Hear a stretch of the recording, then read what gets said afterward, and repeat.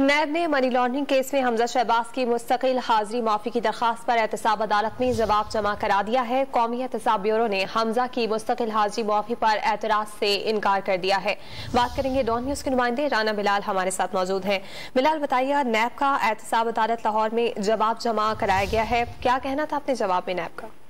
हाँ बिल्कुल जी, लाहौर की एहतसाब अदालत में अंग्रेजन शहबाज शरीफ दीगर के खिलाफ मनी लॉन्ड्रिंग रेफरेंस की समाअत हुई है। इसी केस में हमजा शहबाज की जानब से मुस्तकिल इस्तिस्ना की दरखास्त अदालत में दायर की गई थी, जिस पर आपने अपना जवाब जमा करवा दिया है। नैब का ये कहना है कि अदालत हमजा शहबाज की दरखास्त पर कानून के मुताबिक फैसला कर दे। नैब को मुस्तकिल हाजिरी माफी की दरखास्त पर कोई एतराज नहीं है।